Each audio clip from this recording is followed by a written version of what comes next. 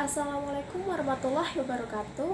Perkenalkan, saya Siska Ayu Febrianti, Informatika 2017, dan rekan saya, Feti Krisnaini, akan memaparkan mengenai audit sistem informasi. Paper yang kami pilih adalah paper yang digunakan juga pada tugas yang pertama, yang berjudul Risk Assessment of Information Technology Processes based on COVID-5 Framework, a case study of ITS Service Desk. Jadi, jurnal ini kami peroleh dari Prosedia Computer Science di Science Direct, yaitu salah satu jurnal yang telah dilanggan oleh Universitas Diponegoro. Untuk yang pertama, saya akan mulai dari latar belakang penelitian ini. Penelitian ini membahas mengenai audit sistem informasi pada Service Desk Direktorat Pengembangan Teknologi dan Sistem Informasi atau DPTSI ITS. DPTSI dan khususnya Service Desk bertugas memberikan layanan permintaan ataupun layanan pada saat ada gangguan layanan di dalam sistem informasi ITS. Layanan yang dilakukan Service Desk sendiri telah memanfaatkan teknologi IT yang dapat memudahkan kegiatan dalam berbagai aspek. Namun, masih terdapat banyak sekali kendala dan akan menimbulkan ancaman bagi organisasi. Adanya ancaman dapat memberikan risiko bagi organisasi yang akan menyebabkan kerugian dan penambahan biaya yang harus dikeluarkan oleh DPTSI. Sehingga, untuk mengurangi risiko tersebut, dapat dilakukan langkah manajemen risiko, yaitu dengan mengidentifikasi dan mengevaluasi risiko yang mungkin akan terjadi. Penelitian ini merupakan lanjutan dari penelitian sebelumnya, yaitu penelitian untuk memperoleh domain penilaian risiko dari ERP. Pada audit sistem informasi kali ini menggunakan framework COVID-5 yang bertujuan untuk mengoptimalisasi proses IT pada Service Desk di DPTSI.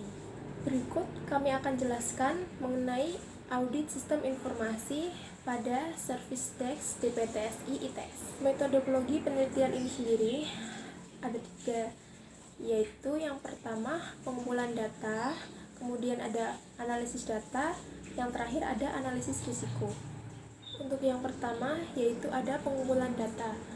Pada pengumpulan data terdapat wawancara, telah dokumen, observasi kondisi terkini DPTSI, dan kemudian ketiga hal tersebut digunakan untuk penentuan domain yang akan digunakan pada audit sistem informasi.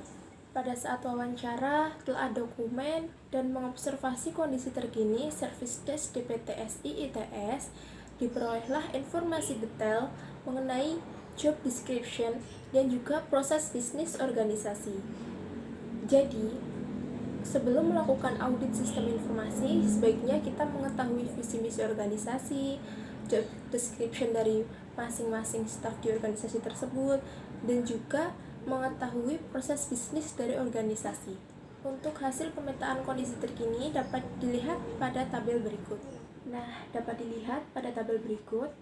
Tabel ini merupakan tabel pemetaan kondisi terkini Service Desk DPTSI ke kondisi ideal proses DSS 02 COVID-5. Terdapat satu aktivitas dari Service Desk yang tidak memenuhi standar dari COVID-5, yaitu mendefinisikan aturan dan prosedur eskalasi insiden, terutama untuk insiden besar dan insiden keamanan. Contohnya, tidak semua permintaan yang masuk ke Service Desk didokumentasikan, tidak ada laporan formal untuk insiden dan permintaan yang telah diselesaikan oleh unit Service Desk. Dalam kondisi ini, proses di Service Desk DPTSI dapat dipetakan ke dalam domain proses DSS 02 Manage Service Request and Incidents. Berdasarkan wawancara juga dihasilkan identifikasi risiko dari setiap aktivitas yang ada di service desk DPTSI. Identifikasi risiko ini dapat dijadikan sebagai dasar dari penilaian risiko berdasarkan domain proses APO12 Manage Risk. Tahap yang kedua yaitu tahap analisis data.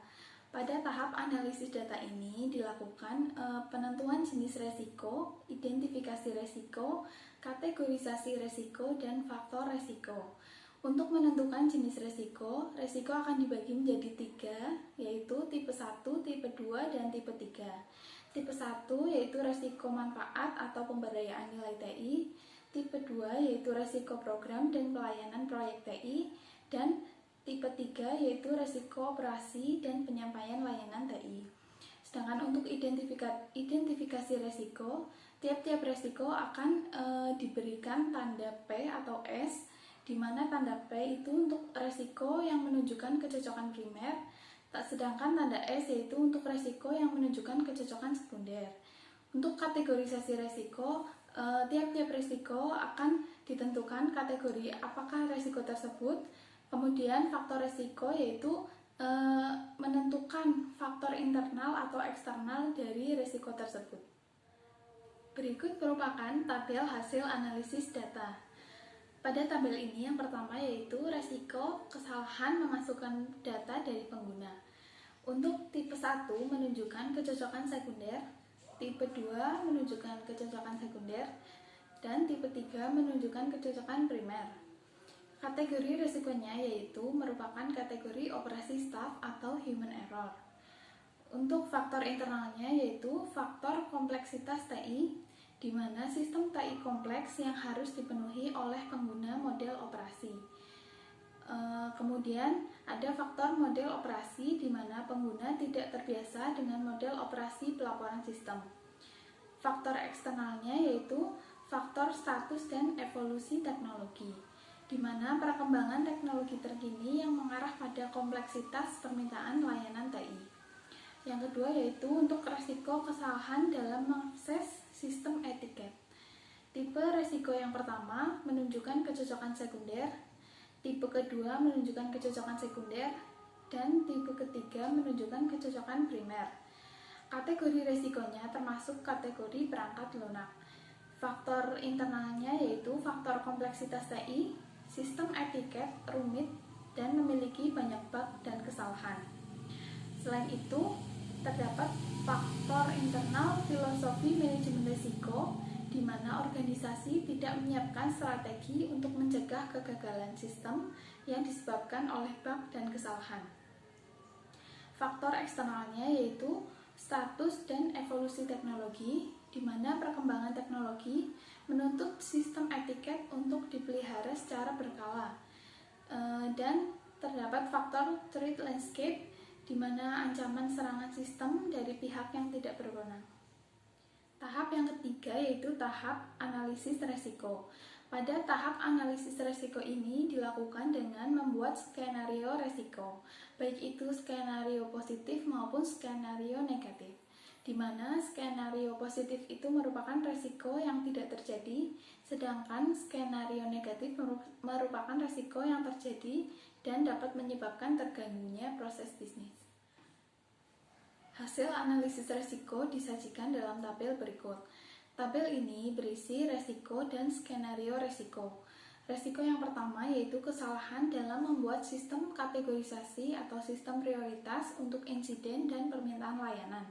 Skenario positifnya yaitu penanganan insiden dapat dilakukan dengan tepat dan akan memudahkan eskalasi masalah sesuai kategori yang ditentukan. Skenario negatifnya yaitu insiden dan penanganan permintaan layanan akan terhambat atau membutuhkan waktu yang lebih lama untuk diselesaikan karena datanya tidak sesuai. Risiko yang kedua yaitu kesalahan pemasukan data dari pengguna.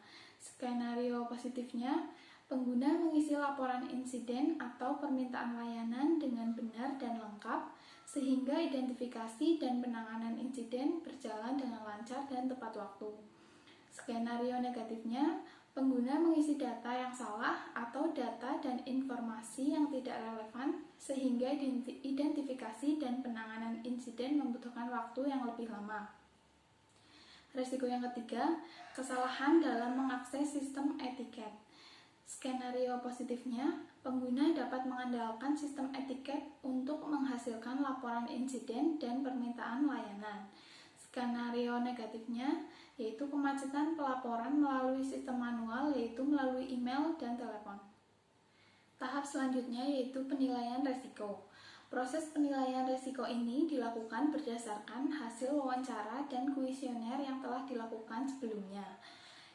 Dari hasil wawancara diperoleh nilai frekuensi risiko, nilai produktivitas, respon biaya, dan aspek hukum. Sedangkan hasil kuesioner diperoleh nilai keunggulan.